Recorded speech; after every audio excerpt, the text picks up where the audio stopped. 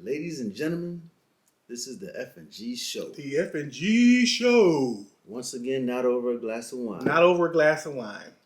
Just Gary doing a little drinking. Yes. I'm a little under the weather, but hopefully not too long. Today, not COVID related, today we have for you in the news, a little sports news. Mm-hmm. My kind of news. Yeah, his kind Something of that news. matters. Yeah. Sports.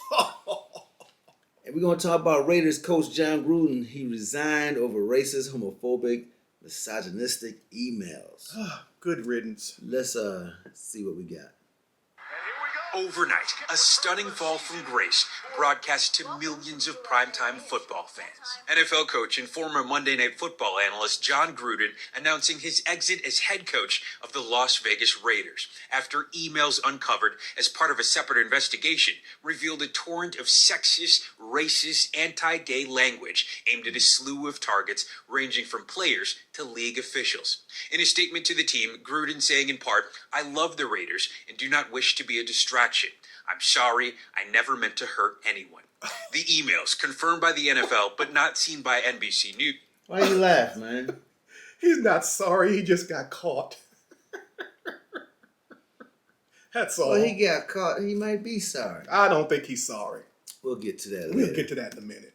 Were initially discovered during an NFL workplace misconduct investigation into the Washington football team while Gruden was an analyst for ESPN. Last week, it was learned Gruden used a racist trope to describe NFL Union Chief DeMaurice Smith in a 2011 email, writing Dumborius Smith has lips the size of Michelin tires. I had to laugh at that. That is funny though. That ain't funny to you? It's funny, but That's it. It's funny, That's it. but It's funny. It was not the right thing to say. He shouldn't have said it unless he said Because it to his face. Yes, he should have said it to his face, not behind not in an email to other high-ranking officials in the NFL. And what did they tell? What do they tell you what do they tell you when you send something? Joke is a joke, and it's funny is funny. When you send an email to somebody and you run in your mouth, you can guarantee 9 times out of 10 it's going to get published and everybody's going to see it. That's true too. Let's get on. Then the floodgates opened last night with a New York Times report detailing even more troubling emails showing Gruden using offensive language to insult NFL Commissioner Roger Goodell, also calling the league's first openly gay player Michael Sam a queer, disparaging players who protested during the national anthem, panning the hiring of female referees, and mocking league efforts to reduce concussions. It wasn't just something that crossed his mind, which is bad, but that he then took that thought, formalized it in a writing, and hit send. People say all sorts of things sort of on the cuff that they shouldn't. This is more than that. According to the Times, Gruden also exchanged email photos with other men showing women wearing only bikini bottoms, including NFL cheerleaders. In a statement, the league slammed Taking Gruden's pictures actions, of the women in the calling locker them room. appalling, abhorrent, and wholly contrary to the NFL's values. And Steve, this all comes at a tumultuous time for the NFL. A lot of other challenges. So what does this mean for the league going forward? You know, Hoda, the league is in the middle of an attempted renaissance, trying to reform its image by allowing players to voice their concerns about social justice, even allowing them to wear messages on their helmets. This will be seen as yet another turning point, with questions about a toxic culture likely only leading to the beginning of a deeper look at behavior inside the NFL, on top of course, what happens to Gruden's 10-year, $100 million contract. Hoda? Steve Patterson for us there in Los Angeles. He's going to Steve, keep his thank you. money. He gonna keep the money. You know, he gonna keep the money. Hey, thanks for what? They're not gonna do a thing. He got served the time to get the money though. He get paid yearly, so they probably made him a severance. They never make a severance package. Depending on if that's in his clause. Sometimes they have clause you can't quit. Whatever you lose so amount of money. So I'm sure he probably got a severance package. Oh, he not get the whole thing though. Oh, he not gonna get the whole thing. No, because they got to pay for another coach. Oh yeah, put him in a hole. But I will say this, not to anyone's defense, but I know Me and Frank watch movies, on the weekend, and we be with our wives, and we go out on Friday. I smoke me a little cigar, and we talking. Some of the conversation that we talk about is only meant for us at that table. I wouldn't necessarily speak like that in front of other folks because I wouldn't want to be represented by that, because they would think that would be 100% of me, which it's not. It's just something that, like, for instance, I really don't like female football commentators or the ones down on the sidelines interview. I really don't like that, and the reason being is I never made it to the NFL. But if they had a Eric Dickerson, Jerry Rice, Joe Montana, Steve Young, and they down there interviewing, I could be like, ooh, that guy was a quarterback. He was good. I want to hear what he had to say about the situation. I don't want to hear about a female. That's like me going down there. I don't know nothing about no NFL. So I don't want to. And then it ain't got nothing to do with looks. It ain't got to do with female. Has she played football to give me some insight that I can learn from? That's what I want to see. Basketball has changed a little bit because more basketball players, when they get older, they're becoming basketball commentators, which is good because they can talk to you from experience. So they can let the layman like me that don't play in the WNBA or NBA basketball, what they see. But somebody just studying it, I can study that myself. So I don't need another female just standing there bouncing off another guy, talking about his college days, football career, and all she's talking about is, well, the stats say this and this and this, and the statistics show it. I don't need that. I know that's what they do nowadays, but that's the only reason why I don't like females in football. But that doesn't explain Jon Gruden. Now, Jon Gruden, like I told you before, he said some stuff he shouldn't have said, but who hasn't? One, I said what he did wrong was he didn't know who he was talking to. And two, yeah, he knew he knew who he sent that email to. And two, no, he didn't, because had he known, he sent his stuff on a personal. The dude replied back from the team email. That's how they got his stuff, because the other dude replied back from his pulling up on the, the server of the team and all that stuff. Well, how did the New York Times get the emails? Because the guy that sent it back, that's how Washington. Somebody from the Washington team sent it to the New York Times. No, I don't know if they sent. I don't know. Somebody had to send it to the New York Times. What happened is they're investigating Washington football team. They're investigating them for wrongdoings or whatever. Yes. And right now, nobody really didn't know what's going on until it was going to come out. But in their they discovered his emails in the Washington they realized investigation. This guy isn't in Washington anymore, but he indirectly says something, and so that's how they brought him in on that. And at first, he made that comment about the dude, and he probably could have did a little something with that. But then when they start saying, he said that, well, we have this on him, and he did it, and then everything just started opening up. He's not the only one. Oh, I no. guarantee you. Oh, no. You're right. They're going to bring a bunch of folks in on this. He is not the only one. Now, if Jon Gruden wants to, if he don't want to take the fall, complete fall, He already took the fall. He gone. He gonna be, yeah. But if he wants to bring down others, he might as well start snitching on all the people he sent the email to, and he's got copies of the emails they sent back to him. He need to go send those to the New York Times and say, well, I wasn't the only one. Here are the other ones who hear what they said after I said what I said. So it'll bring everybody down. Well, all that stuff. That's why I was telling you that what he did being outside Washington. They're still going over what they say, like 64,000 emails. They better get them all. 64,000. So they're still going through stuff. It just happened to hit his, and he got that big contract, and then they brought it up. They better get them all. He shouldn't be the only one to go down. The rest of them should go down too. They all need to go down. When they come up, everybody gonna get it. Well, they should get it the way they get it. But my only thing about Jon Gruden, what I was saying was, his views on certain things, he made use of, bad choice of words, and he probably would still, if you would ask him about all those things that he said all that negative stuff about, if you ask him about that in a public forum, he would still express his view but it wouldn't be with the words that he did in the email. But he's not gonna. I don't think he would lie and say, "Oh, I feel great about them standing up and this." I don't think he would do that. I don't have that much I think confidence he'll in him. say. I think he would say, "Well, from my point of view, I don't think they should do that type of thing." But he wouldn't say what he said in the emails. That was real negative. That's just me. I don't know. I'm not inside of Jon Gruden's head, Yeah. but I know well, they say if you say something, it's in your heart. So I was always taught that if you say something and you listen to somebody long enough, they'll let you know who they are by the words they speak or write. And so Jon Gruden wrote what he really thought, what he really thinks, and I told you that he did that. and that's what He just chose the wrong words. Well, no, I think it was intentional. That's why he When really he was feels. talking, yeah. Frank, Yeah. that's just what I tell you.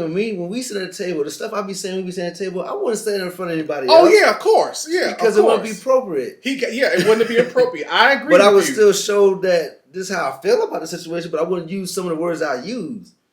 Well, So- I don't. I mean. It goes that the simplest way you could put it is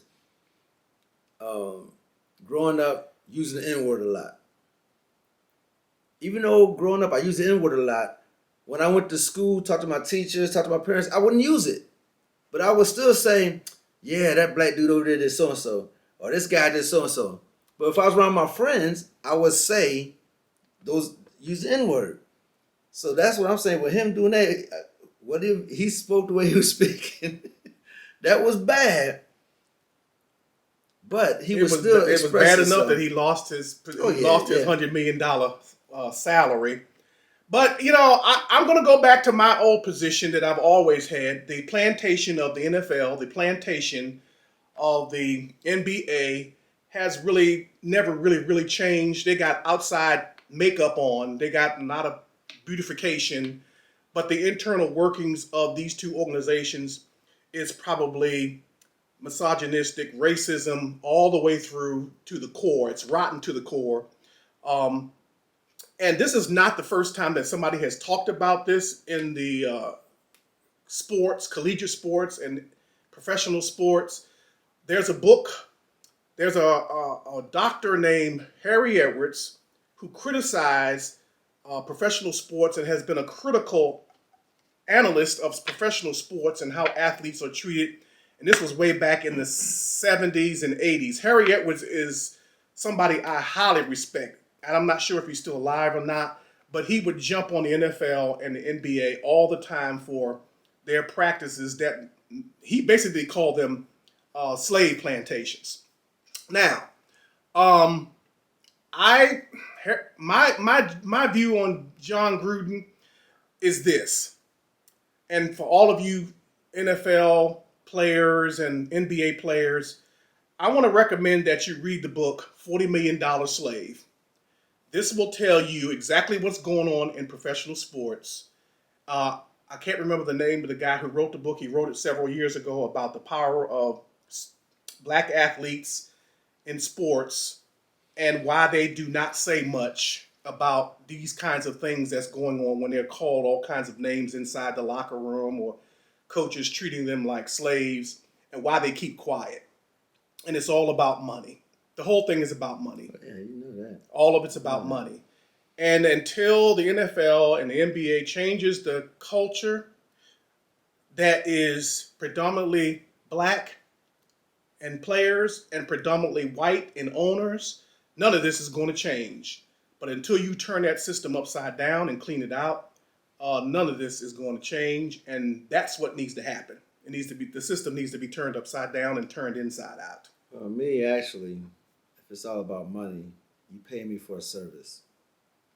That's how I feel about it. If I don't need to know what you do behind closed doors. I don't need to know all that. If it's about money, it's about money. If we building something, let's build it the right way the first time. These things we seeing, they're saying weren't built the way it need to be built today. But it's not ours. Jerry Jones, that's his franchise. Don't play for him. Play for him, you're going to want your money if you play for him. But you ask any of them players, they might say, I don't like how Jerry Jones come down. He always coming bothering us on the field and everything. But he's paying me, so I'm doing it for money. So to change that it's not going to change unless somebody come behind him and they want to change the organization from up top. That's all that's going to happen. Well, that has to do with power, and I don't Yeah. think because there are not any very few black coaches in the NFL, very few black coaches in the NBA, and it's all driven by a privileged group of people, and the players are pawns. And so, read the book, $40 Million Slave. My particular view is that the athletes have more power than they realize, or are afraid to use the power that they have.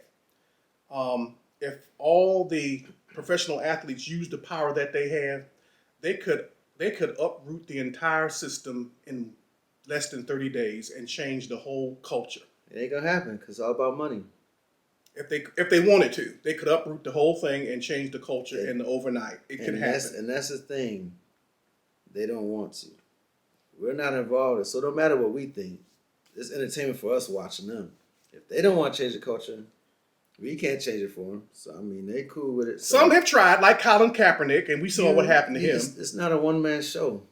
Yes, it's got to start with one at least. Somebody has to do something. I mean, if you sit monkey back, don't stop no show. Well, in some cases, one monkey has in some recent histories, one monkey has stopped the show. I mean, it just takes one person to light a match. Name one person to stop something.